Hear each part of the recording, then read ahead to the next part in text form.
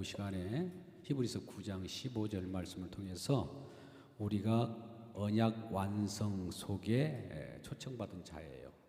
과연 우리가 언약 안에 들어있는가, 이 시간 확인하는 귀한 시간 되기를 주님의 이름으로 축복합니다. 언약 안이라고 하는 것은 새로운 세계를 주님께서 약속을 이룬 세계가 있어요. 그 세계 속에 저와 여러분을 초청했습니다. 누구를 통해서요?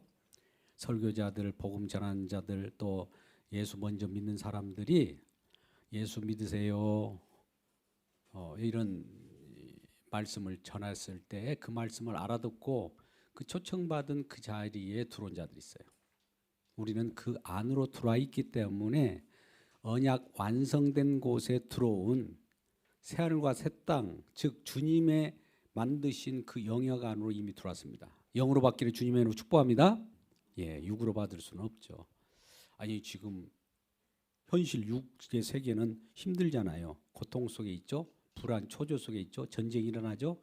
많은 사람들이 뒤죽박죽이죠. 만신창이가 된 이 세상 속에서 무슨 평화가 있고 무슨 즐거움이 있고 기쁨이 있단 말이야. 이게 무슨 천국이야. 육의 세계는 그래요. 근데 주님께서 이 세계만 창조하신 것이 아니라 이건 첫 창조요. 두 번째 창조는 새하늘과 새 땅을 창조해서 그 안에로 예수 그리스도를 믿는 저와 여러분을 이미 초청해서 들어오게 했단 말이죠. 이게 영의 삶이에요. 손으로 잡히고 눈에 만져지지 않지만 우리가 신학이라는 믿음으로 이미 받았기 때문에 주님께서 그 믿음으로 굳건히 우리를 세워서 지금은 현실적으로 보이지 않고 육이인지 점차 후퇴하고 걷어지게 되면 영의 세계가 속사람이 날로 강건해져서 그 세계가 점점 내 안에 뚜렷하게 들어오게 됩니다. 뚜렷하게 들어오게 될 때 우리는 은혜를 받고 그 세계 속에서 주님이 하신 일만 찬양하면서 날마다 기쁨의 행진을 계속할 수가 있는 겁니다. 자, 오늘 히브리서 9장 15절 말씀은 잠깐 우리가 말씀을 보겠습니다. 히브리서 9장 15절 말씀 보면 뭐라고 해요? 이로 말미암아 뭐라고 합니까? 첫 번째 우리 같이 읽었잖아요. 네? 새 언약의 중보자시니 누가요? 자, 예수님은 예수님은 새 언약의 중보자.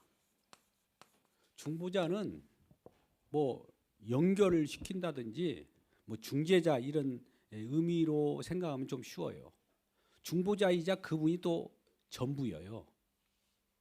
어떤 길을 낼 때 길을 내놓고 그 길을 따라서 주님 앞으로 들어갈 수 있는 그 길 여시는 분인과 동기에 그 자체인 거예요.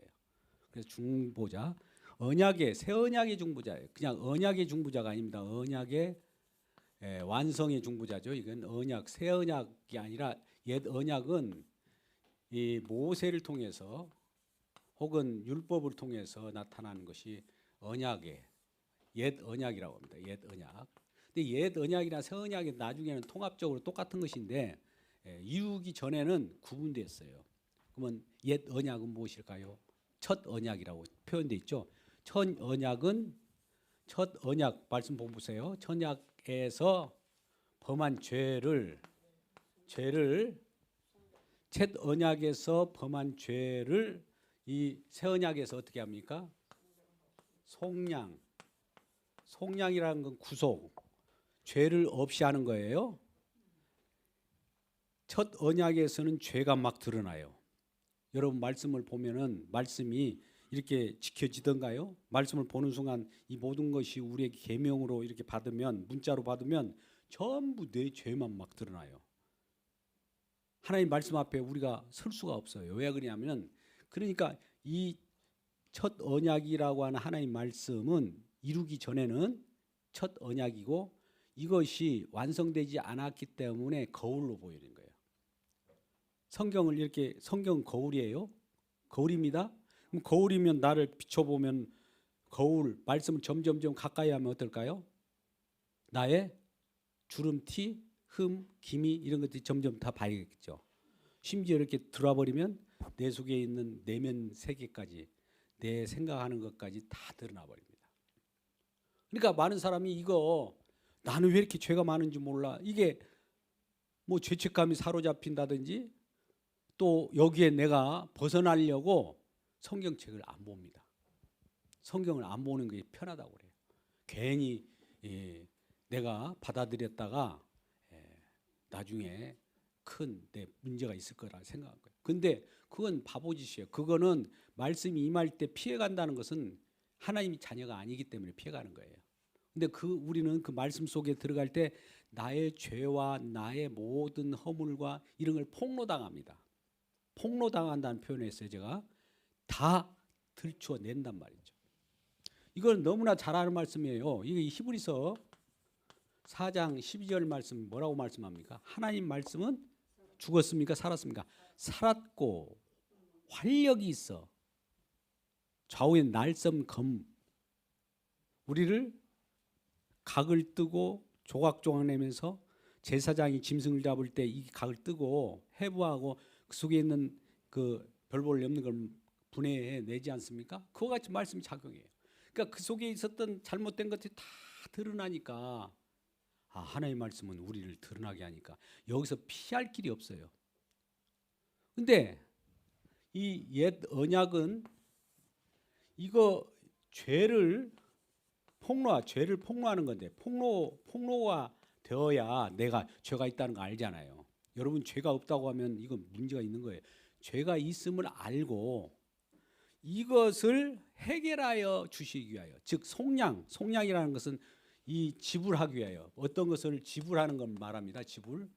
옛날 노예를 살 때 내 노예값을 지불해야 노예가 사져요. 내 것으로 돼요. 노예를 내가 사가지고 뭐 풀어준다든지 자유케 한다든지 그 산 사람의 마음이잖아요. 그죠? 저와 여러분을 우리 주님께서 죄의 세력으로부터 죄값을 지불하고 사온 거예요. 그 죄값이 어떻게 크냐면 예수님이 죽으신 피값이에요. 피값. 주님의 피값이라고요. 그래서 그렇게 함으로써 죄사함을 받았어요. 죄사함이 무엇인지 아십니까? 우리가 9장 22절 뒤에 가면 어떤 말씀이냐면 히브리서 9장 22절에는 피 흘림이라는 말을 해요. 피 흘림, 예수님이 죽으심이잖아요. 피 흘림이 없은즉 죄사함이 없느니라. 그러니까 피를 흘려야 돼요. 피를 흘린다는 것은 예수님이 죽으셔야 된다는 거죠. 예수님이 죽으셔야 우리에게 죄사함이 오는 거예요. 그러니까 예수님이 나는 예수님을 죽였어. 큰일 났네. 예, 물론 죽이는 것 마음에 안타까움이 있고 상한 심령이 있을지라도 그럼에도 불구하고 죽인 우리 주님이 오히려 너 나를 죽였지 그러나 나는 너를 품고 용서한다. 여기까지 들어있는 거예요. 그러니까 예수님 죽인 것에 대해서 너무나 죄책감을 갖고 어떻게 하지? 내가 이렇게 하면 큰일 나는데 자기가 스스로 해결할 길이 없어요. 우리는 해결할 길이 없다고요. 이미 예수님을 찔러 죽인 거나 똑같은 것인가? 어차피 찔린 것인데 용서함을 구해야 할 수밖에 없죠. 난 지금 안 찌를 거야. 이거 계속 찌르면 어떨 걸까? 나 이전 상태로 돌려줘. 이건 있을 수 없어요.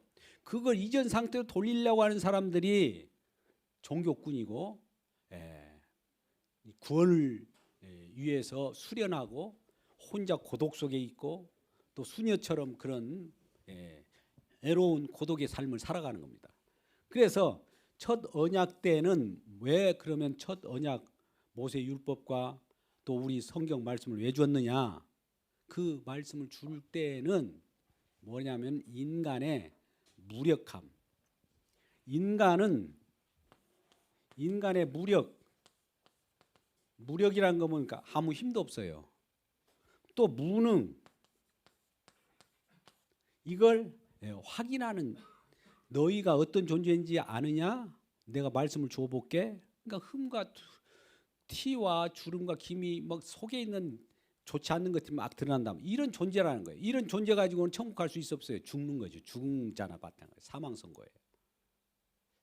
우리가 MRI나 CT를 찍더라도 그와 같은 내부에 있는 이런 것들이 보여요. 그러면 이 첫 언약을 준 것은 이걸 확인하기 위하여 이걸 확인하라는 거죠. 더 구체적으로 본성상 인간은 안 된다는 선언한 거예요. 인간은 말씀을 내가 지키고 말씀을 따르고 말씀을 이룰 수 있는 어떤 능력도 없다. 처음에는 말씀대로 살려고 막 합니다. 누가 그걸 잘했을까요? 유대 이스라엘 백성들이 잘했어요. 어떻게 했냐면 말씀을 지키지 못해서 첫 언약을 뒀는데 이 말씀을 못 지키고 우상을 섬기고 막 그랬단 말이죠. 그래서 포로로 잡혀가요. 이방 나라에. 포로로 잡혀가 가지고 한 70년 포로 당하고 나서 다시 돌아왔는데 이들이 생각하는 것이 이런 거예요. 왜 우리가 잡혀갔을까? 우리는 또 선택받은 선민인데 어떻게 이방 하나님과 관계없는 저들 개만도 못한 이방인들의 세력에 의해서 바벨론이나 아수르에 의해서 우리가 침공을 당하고 그들에게 포로로 되어 갔는가? 이것을 곰곰이 생각한 것이에요. 그들은 반성을 한 거죠. 그래서 그들이 나타난 것은 또 어떤 결론을 냈냐면 돌아온 자들이 포로에서 돌아와서 무슨 일을 하신 자입니까? 성전 재건하고 그 속에서 율법을 이전에는 잘못 지켜서 바르게 지키지 못해서 완벽하게 지키지 못해서 우리가 이러한 하나님의 벌을 받았다. 지키지 못했기 때문에 벌을 받아서 포로로 끌려갔다라고 생각한 거예요. 우리도 이런 면이 없지 않아 있잖아요. 우리가 잘못하면 하나님께서 말씀대로 살아가는데 살지 못했어? 너 이리 와봐. 이쪽에서 이방의 채찍을 받고 다시 돌아오게 한 거예요. 그러면 이들이 돌아온 자들은 이 생각을 들은 거예요. 이야, 이전에 말씀을 못 지켰지. 그동안에 말씀을 왜 안 지켰겠어요? 지킨다고 노력했겠죠. 근데 더 완벽하게, 더 분명하게, 더 확실하게 이건 굉장한 율법의 높은 것이라도 다 지켜내겠다는 운동이 바리새인 운동입니다. 바리새인 운동 아셔요? 바리새인 운동. 이 포로에서 잡혀와서 풀어주니까 바리새인 운동으로서 율법을 지키자는 거예요. 율법을 제대로 못 지켰으니까 이번 제대로 지켜보자. 여러분 율법을 한번 보세요. 일단 구약을 한번 보자고요. 구약이 613가지로 요약할 수 있는데 613가지가 막 촘촘히 다 있어요. 뭐 하라 하지 말라 하라 하지 말라. 이것을 낱낱이 구절구절마다 지킬 수 있는 사람이 있을까요? 물론 한편으로는 조금 지킬 수도 있어요. 아니 전부를 한번 잠시 동안에 지킬 수 있다고 봅시다. 그런데 그것을 계속 지켜야 된다고요. 어제까지 지켰는데 방금 전까지 지켰는데 지금 하나를 잘못해버리면 전체가 어그러져 버려요. 하나의 말씀은 다 연결되어 있기 때문에 하나를 조금 건들면은 전체가 움직입니다. 이 비유를 제가 이렇게 표현했어요. 이전에 오래된 얘기지만 사자가 있어요. 잠을 자고 있네. 사자. 코털을 딱 뽑으니까 딱 뽑았어. 사자가 딱 깨가지고 이 코털 뽑은 이 사람을 물어 죽이려고 할 거 아닙니까? 잡아먹으려고 하지 않나요? 그러면 이 사람이 볼 때, 야, 나는 너를 건든 것이 아니라 너의 코털만 건드렸어. 왜 나를 물으려고 하냐? 이럴 수가 있을까요? 코털도 이 사자의 몸 중에 하나예요. 그러니까 하나의 말씀의 몸 중에 하나를 건들면 전체가 하나를 어기면 전체가 어그러진 거예요. 그러면 그것이 이제 우리에게 어떤 사실은 우리를 죽이는 법이 되는 것이죠. 죄는 율법으로 말미암아 우리에게 나타난 거예요. 이 율법을 딱 통해서 보니까 다 우리는 사실 율법 안에서 다 죽은 자들이에요. 왜요? 죄를 졌기 때문에. 죄의 삭은 사망, 죽음. 그러니까 우리가 죽음이 왜 오냐? 죄를 짓기 때문에 와요. 뭐 죄를 안 지을 사람이 있습니까? 없어요. 첫 아담으로 인하여 모든 조상들은 다 우리는 후손들도 죄 아래 첫 아담 안에 태어났기 때문에 다 죽어요. 죽는다고 했어요?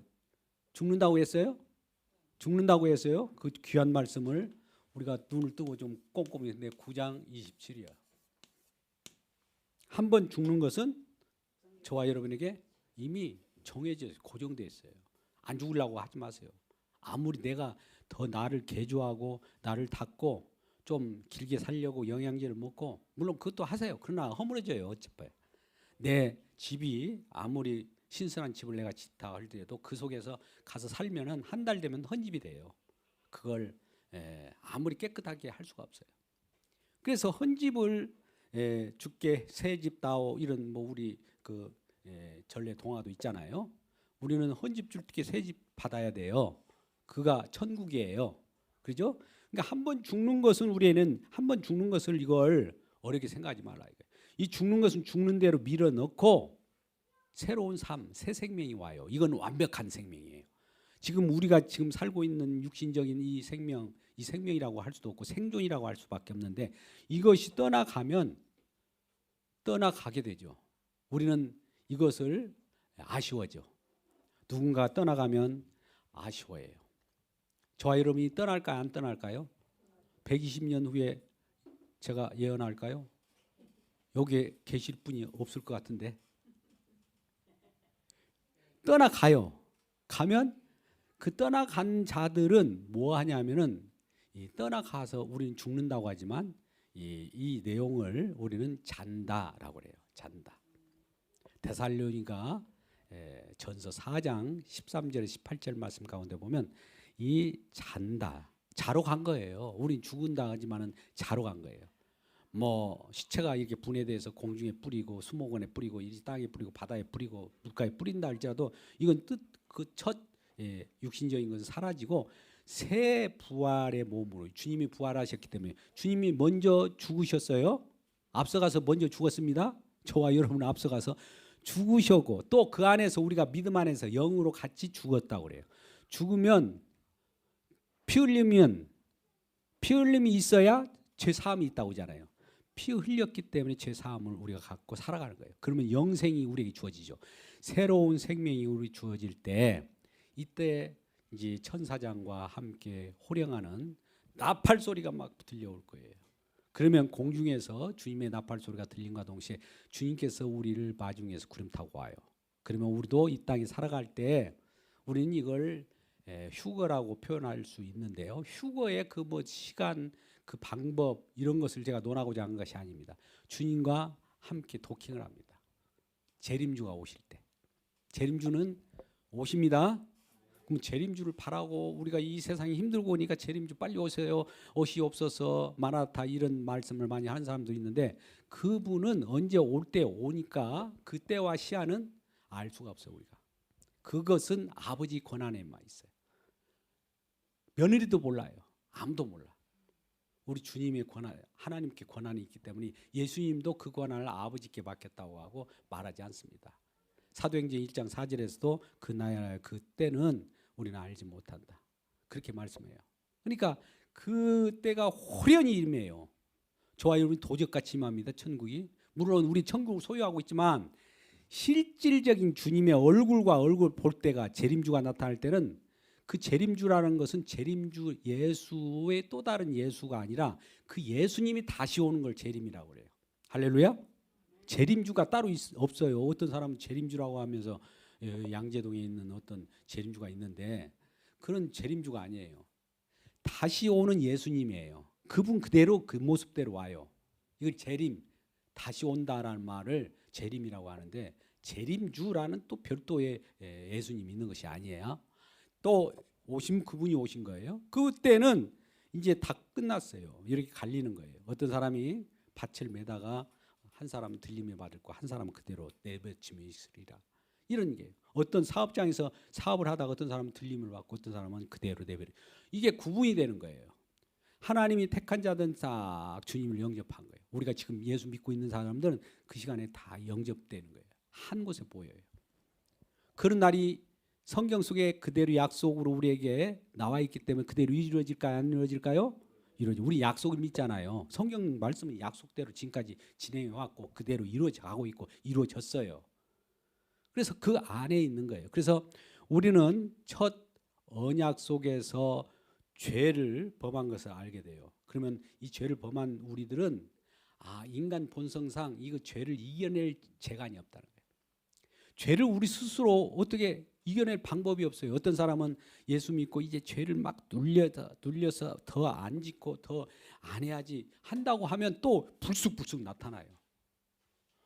그러면 나는 구원받지 못한 거 아닌가? 놀라지 마세요. 그거 불쑥불쑥 나타나게 만들어요. 그건 아무리 내가 깨끗하게 산다, 죄가 없이 누구 말대로 법 없이 산다는 말 사람들 있잖아요.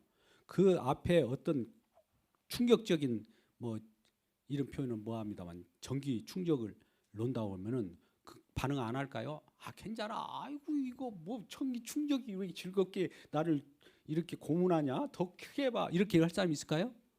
아, 너 다 아무리 착하더라도 그 일을 당하지 않으니까 내 일은 아닌 걸로 여기잖아요. 오늘날도 그러잖아요. 저는 오늘날 많은 아픈 사람, 갑작스레게 절명한 사람 이런 사람들을 막 보고 그러다 보니까 아 이것이 내 일은 아니다 이 생각했던 것들이 곧 닥칠 우리의 운명이구나를 알게 돼요. 이것도 우리가 받아들여야 될 것이면 쉽게 받아들인다면은 우리가 그것 때문에 뭐 신음하고 근심할 염려할 필요가 없죠. 그래서 모든 것을 주님께서 인도한다는 사실, 한번 죽고 다시 태어나는 내용을 우리는 이미 담보로 받아놓은 거예요. 예비된 축복이 이미 저와 여러분 예수 믿는 사람들에는 이미 한번 죽고 다시 살아난다는 것이 우리에게 담보로 잡혔다. 담보 잡혔다는 것은 이미 확증되었다는 거죠. 누가 먼저 확인했습니까? 예수님이 먼저 죽고 예수님이 다시 사셨기 때문에 예수님 품 안에서 죽는 모든 자들은 다시 고린도 전서 15장의 부활장에 보면 다시 신령한 몸으로 탄생한다. 아까 죽었던 자들이 그리스도 안에서 다시 살아나고 먼저 죽은 자들이 먼저 살아나고 나중 죽은 아직 죽지 않은 자들은 먼저 살아난 뒤를 따라서 우리가 다시 살아나는 거예요. 살아나는 역사가 있기를 주님의 이름으로 축복합니다. 그래서 처음에는 우리가 산 영에 의해서 살아갔지만 이 생존으로 살아가지만 두 번째는 살리는 영, 성령, 살리는 영 주님 보내주셨어요. 살리는 영에 의해서 계속 살리는 그 작용을 우리가 지금 받고 있는 거예요. 지금 주님께서 일하고 계시다는 말을 어떻게 살았고 운동력이 있다는 말씀이 우리를 각을 뜨고 죽이기도 하지만 그것이 다시 살리는 일이라는 거죠. 살리는 영이에요. 죽이면서 살리는 거예요. 이 두 가지가 다 일어납니다. 가만히 있는 사람을 살리는 것은 없어요. 심판하면서 구원과 동일해요. 우리를 무력하게 알게 하면서 죄인임을 알게 하면서 살려내지 그냥 죄인임도 모르는데 나를 살렸대.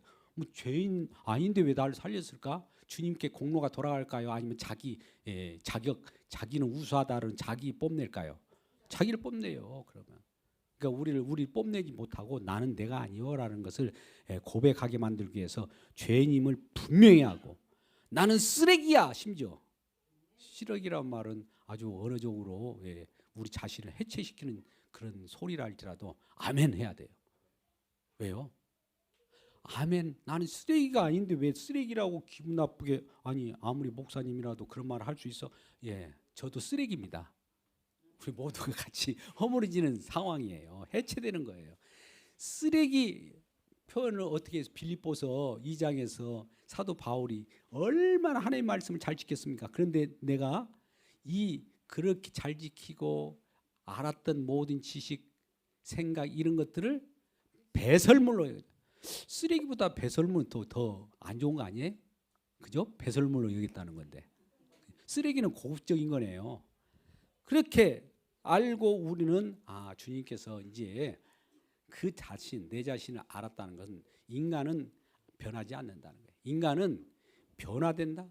말씀을 통해서 설교라고 하는 목적이 인간을 변화시킨다고 하는데 인간의 변화가 안 돼요.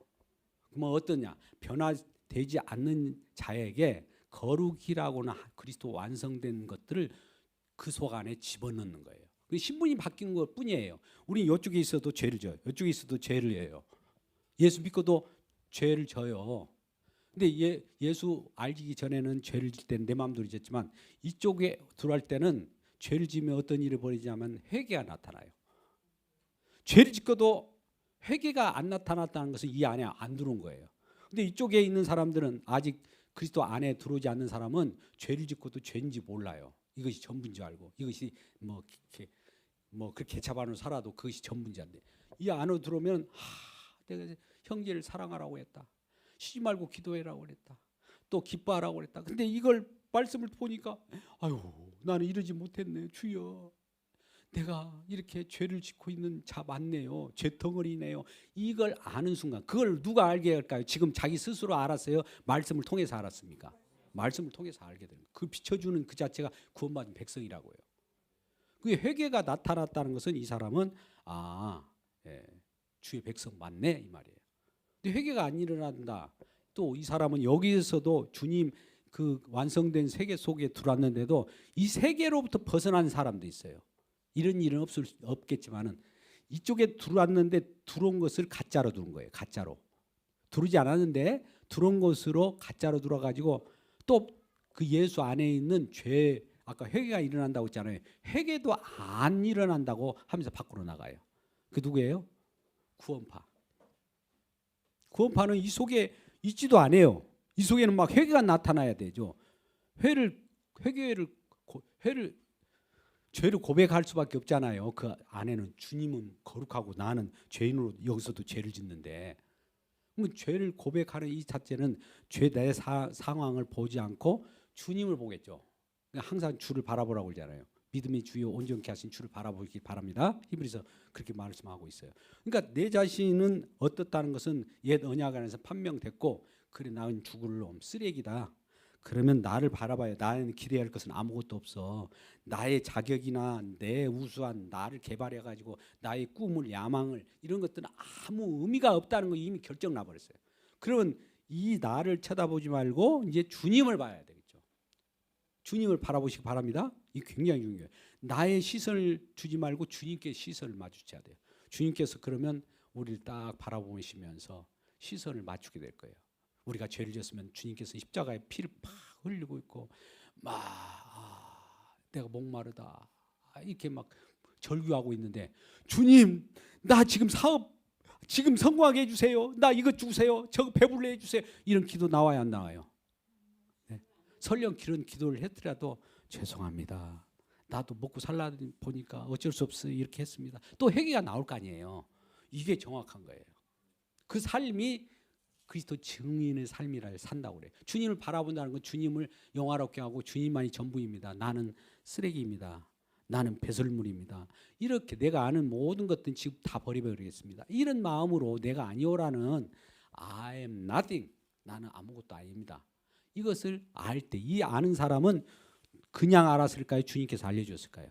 주님께서 알려준 거예요. 이게 언약 작용이라고 해요. 십자가의 능력이 그렇게 임하면, 그렇게 능력을 받은 사람은 내가 아니오가 나와요.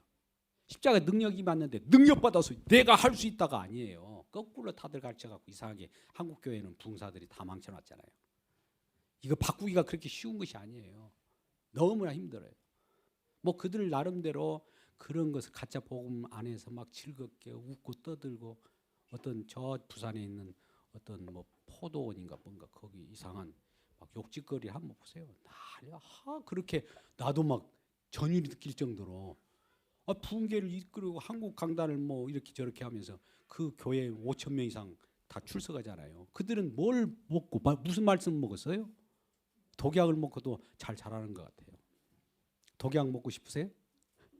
생명의 말씀을 듣기를 주님으로 축복합니다. 자, 그러면 오늘 말씀에 보면 새 언약의 중보자이시니, 누가요? 예수님이. 그가 우리가 첫 언약 안에서 죄를 범할 때 이 죄를 새 언약의 중보자께서 속량하시었으니, 이제 부르심을 얻은 여러분, 부르심을 얻었다. 부르심 때문에 여러분들이 얻죠. 알게 모르게 교회 한번 나와. 뭐 지금 우리 교회도 자꾸 좀 인원이 줄어들니까 많이 와서 예배드려. 이런 말도 예사로 듣지 마세요. 하나님 음성으로 드려야 됩니다. 그러면 그래, 나를 기다리는 형제 자매들이 있구나. 그래도 내가 외로울 때 누군가가 나를 찾아준, 같은 형제 자매니까 그래. 믿음의 형제 자매예요. 이 믿음의 지체라고 그래요. 불러주어서 나왔어요. 이 부르심을 입은 자들이에요. 부르심을 입은 자들에게 뭐라고 그래요? 지금 히브리서 9장 15절 말씀을 뒤편을 보고 있습니다만, 영원한 기업의 약속, 약속의 기업. 하나님께서 만들어 놓은 세계가 있다는 거죠.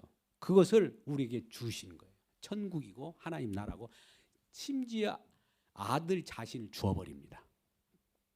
예수님이 저와 여러분에게 직접 목숨을 담보로 했기 때문에 목숨 준 거나 마찬가지죠. 예수님이 있어야 천국이에요.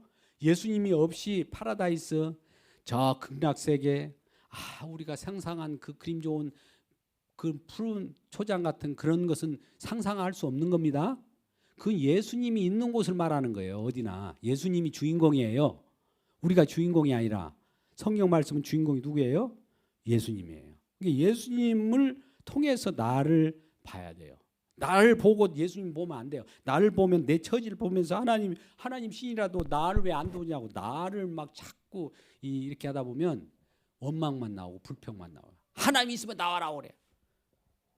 하나님 죽여버릴 거야. 막 이런 분도 있잖아요. 놀라게. 근데 그것이 아니라 하나님을 보고 주님을 통해서 나를 보면 주님은 정말 선한 분이고 완벽한 분이고 그분이 모든 언약을 이렇게 약속의 말씀으로 이렇게 놓고 이것을 주님께서 지키겠다는 거예요. 자, 그러면 첫 언약에서 우리가 말씀을 못 지켜서 첫 언약에서는 죄가 나왔어요. 말씀을 못 지켰죠. 말씀을 지키지 못했습니다. 아까 613가지로 추계하겠다고 그러죠. 그것을 한 가지로라도 사랑이에요. 사랑을 하지 못해요. 저와 여러분. 그래서 하나님 먼저 우리를 사랑한 거예요. 그러니까 사랑하지 못하는 우리를 현실을 그대로 고백하세요. 아무리 가오를 입히고 겉표정으로 거룩한 척 해봐야 소용없어요. 주님 앞에서는 저와 여러분이 완전히 그냥 누더기가 되듯이 다 드러내줘야 되는 겁니다. 그게 긍휼을 입는 방법이에요. 그래가지고 이 첫 언약에서 이 말씀을 지킬 수 없는데 우리는 할 수도 없고 그것을 실행할 수도 없는 무력한 존재이고 본성상 변하지 않는데 이 언약을 지킬 자가 따로 있다라는 거예요. 할렐루야. 성경 말씀을 지킬 자가 따로 있다. 이게 복음입니다. 할렐루야. 우리에게 주어지면 이거 하라 저거 하라 쉬지 말고 기도하라 범사에 감사하라 이거 저거 하라 이게 막 쏟아지잖아요. 내가 그 안에서 아무것도 없음을 알아요. 이제 나는 죄인입니다. 나는 쓰레기입니다. 이러고 있을 때 주님께서 그래서 내가 있는 거야. 너한테 하라는 것이 아니라 내가 그 짐을 대신 짊어줄게. 율법의 짐을 친히 성경 말씀을 다 이루어버립니다. 율법을 이루어요. 율법의 마침이 사랑입니다. 주님은 사랑의 모본이라고 했죠. 사랑이라는 것, 이 세상 속에 쓰는 뭐 에로스 사랑, 뭐 에피투미아 사랑, 뭐 스텔기 사랑 이거 아무 사랑도 아니에요. 부모와 자녀 간의 사랑도 사랑 아닙니다. 가짜 사랑, 사랑을 흉내낸 거예요. 뭐 그것도 없으면 안 됩니다. 그나마 그건 정에 가까운 거죠. 근데 진짜 사랑은 예수님이 화목제물로 십자가에 죽은 그 사랑이 진짜 사랑이에요. 원형. 그래서 구약은 이걸 옛 언약은 모형이라고 그래요. 모형. 그림자라는 거 아십니까? 그림자가 있다는 것은 나중에 실제가 오는 것은 새 언약이죠. 여기 옛 언약은 모형이라면 새 언약은 실물이 왔다는 거예요. 이건 모형인 그림자인데 그림자를 우리가 쫓아다니면 그 그림자는 어디 뭘 나타낼까요?